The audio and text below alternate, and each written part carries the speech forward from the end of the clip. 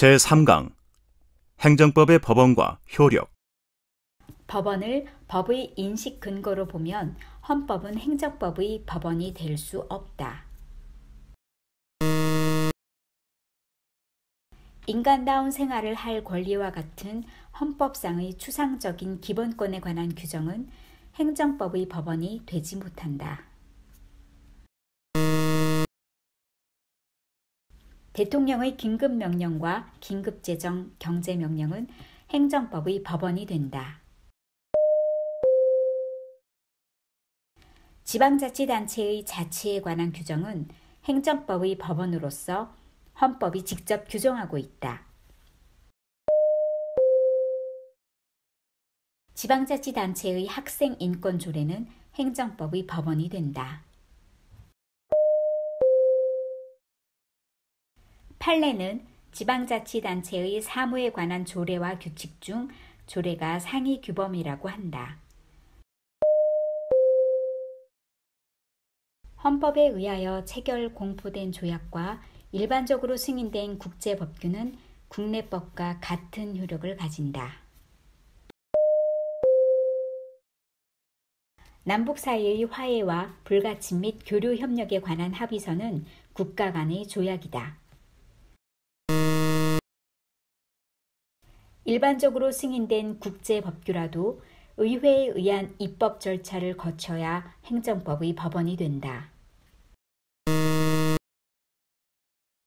헌법에 의하여 체결 공포된 조약과 일반적으로 승인된 국제법규가 동일한 효력을 가진 국내의 법률, 명령과 충돌하는 경우에는 신법 우위의 원칙 및 특별법 우위의 원칙이 적용된다.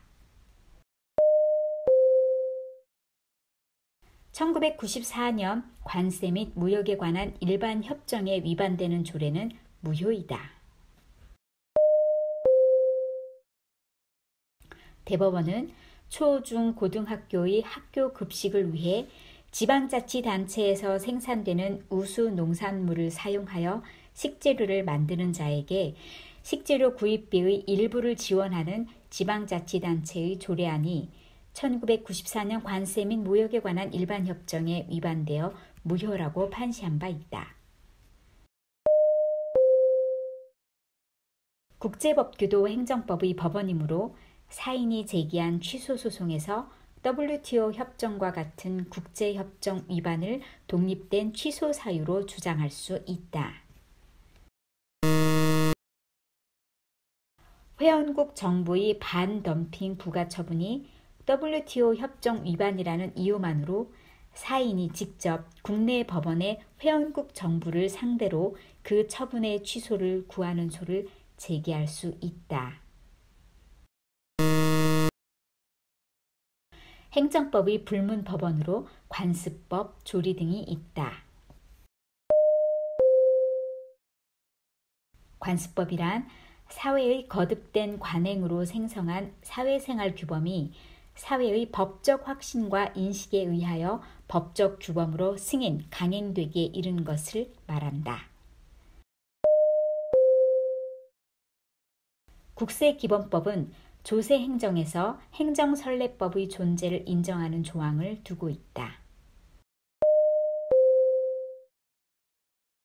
행정청은 법령 등의 해석 또는 행정청의 관행이 일반적으로 국민들에게 받아들여졌을 때에는 공익 또는 제3자의 정당한 이익을 현저히 해칠 우려가 있는 경우를 제외하고는 새로운 해석 또는 관행에 따라 소급하여 불리하게 처리하여서는 아니 된다. 판례는 국세행정상 비과세의 관행을 일종의 행정선례법으로 인정하지 아니한다. 수산업법은 민중적 관습법인 입업권의 존재를 명문으로 인정하고 있다. 일반적으로 관습법은 성문법에 대하여 개폐적 효력을 가진다. 사회의 거듭된 관행으로 생성된 사회생활 규범이 관습법으로 승인되었다고 하더라도 사회 구성원들이 그러한 관행의 법적 구속력에 대하여 확신을 갖지 않게 되었다면 그러한 관습법은 법적 규범으로서의 효력이 부정될 수밖에 없다. 헌법재판소는 신행정수도의 건설을 위한 특별조치법의 위헌 확인 사건에서 관습헌법은 성문헌법과 같은 헌법 개정 절차를 통해서 개정될 수 있다고 판시하였다. 영미법계 국가에서는 선례 구속의 원칙이 엄격하게 적용되어 유사 사건에서 상급심의 판결은 하급심을 구속한다.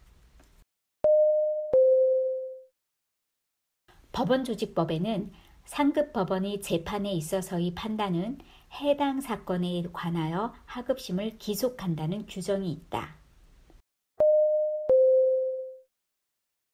동종 사건에 관하여 대법원이 판례가 있더라도 하급법원은 그 판례와 다른 판단을 하는 것이 가능하다. 대법원의 판례가 법률 해석의 일반적인 기준을 제시한 경우에 유사한 사건을 재판하는 하급심 법원의 법관은 판례의 견해를 존중하여 재판하여야 하는 것이나 판례가 사안이 서로 다른 사건을 재판하는 하급심 법원을 직접 기속하는 효력이 있는 것은 아니다. 헌법재판소에 의한 법률의 위헌 결정은 국가기관과 지방자치단체를 기속한다는 헌법재판소법 제47조에 의해 법원으로서의 성격을 가진다. 헌법재판소가 법률의 위헌 여부를 판단하기 위하여 한 법률 해석에 대법원이나 각급 법원이 구속되는 것은 아니다. 법원은 보충적 법원으로서의 조리에 따라 재판할 수 있다. 성문법 주의를 원칙으로 하기 때문에 조리는 행정법의 법원이 되지 못한다. 행정법의 일반 원칙은 다른 법원과의 관계에서 보충적 역할에 그치지 않으며 헌법적 효력을 갖기도 한다. 대통령령은 특별한 규정이 없으면 공포한 날부터 20일이 경과함으로써 효력을 발생한다. 효력 발생일에 특별한 규정이 없는 한 공포한 날로부터 40일이 경과되면 법령은 효력을 발생하게 된다. 법령 등 공포에 관한 법률사항, 헌법 개정, 법률, 조약, 대통령령, 총리령 및 부령의 공포와 헌법 개정안, 예산 및 예산외 국고 부담 계약의 공고는 관보에 게재함으로써 한다. 법령 등 공포에 관한 법률상 관보의 내용 해석 및 적용 시기는 전자관보를 우선으로 하며 종이관보는 부차적인 효력을 가진다. 법령 등 공포에 관한 법률상 법률의 공포일은 해당 법률을 게재한 관보 또는 신문이 발행된 날로 한다. 새 법령이 시행되기 전에 종결된 사실에 대하여는 당해 법령을 적용하지 않는 것을 원칙으로 한다. 과거에 완성된 사실에 대하여 신법을 적용하는 것은 당사자의 법적 안정성을 해치는 것이므로 어떠한 경우에도 허용될 수 없다. 법령을 소급 적용하더라도 일반 국민의 이해에 직접 관계가 없는 경우나 오히려 그 이익을 증진하는 경우, 불이익이나 고통을 제거하는 경우에는 예외적으로 법령의 소급 적용이 허용된다. 법령의 효력이 시행일 이전에 소급하지 않는다는 것은 시행일 이전에 이미 종결된 사실에 대하여 법령이 적용되지 않는다는 것을 의미하는 것이지 시행일 이전부터 계속되는 사실에 대하여도 법령이 적용되지 않는다는 의미가 아니다. 어떤 사실이 법령의 시행일 이전에 게시되었다면 법령의 시행일까지 계속 진행 중인 사실이더라도 당해 법령을 적용할 수 없다. 소득세법이 개정되어 세율이 인상된 경우 법 개정 전부터 개정법이 발효된 후에까지 걸쳐 있는 과세 기간의 전체 소득에 대하여 인상된 세율을 적용하는 것은 재산권에 대한 소급적 박탈이 되므로 위법하다.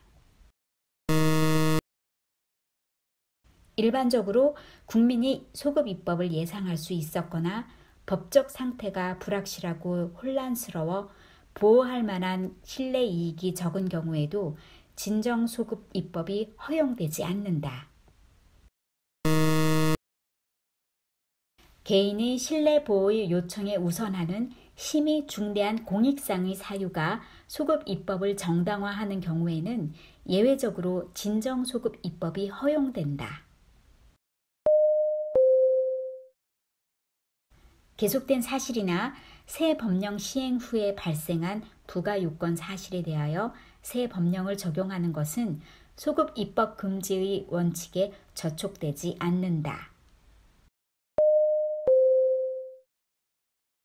부진정 소급 입법은 원칙적으로 허용되지만 소급효를 요구하는 공익상의 사유와 실내보호의 요청 사이의 형량 과정에서 실내보호의 관점이 입법자의 형성권에 제한을 가하게 된다.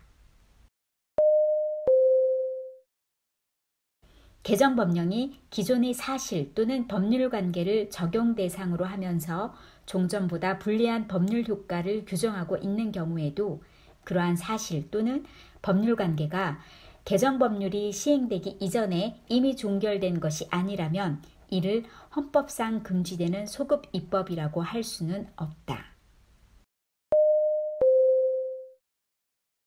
법률 조항에 대하여 헌법재판소가 헌법 불합치 결정을 하여 그 법률 조항을 합헌적으로 개정 또는 폐지하는 임무를 입법자의 형성 재량에 맡긴 이상 그 개선 입법의 소급 적용 여부와 소급 적용의 범위는 원칙적으로 입법자의 재량에 달려 있다. 한시법은 명문으로 정해진 유효기간이 경과하더라도 당연히 그 효력이 소멸되는 것은 아니다. 법령이 전문 개정된 경우 특별한 사정이 없는 한 종전의 법률 규칙의 경과 규정도 모두 실효된다. 특정 지역만을 규율 대상으로 하는 법률은 무효이다. 하나의 지방자치단체의 조례가 다른 지방자치단체의 구역 내에서도 그 효력을 가지는 경우가 있다. 행정법령의 대인적 효력은 속지주의를 원칙으로 한다. 행정법령은 속지주의에 의하여 원칙적으로 그 법령이 적용되는 지역 내에 있는 모든 외국인에게 적용된다. 국외의 자국인에 대하여 국내 법령은 적용되지 않는다.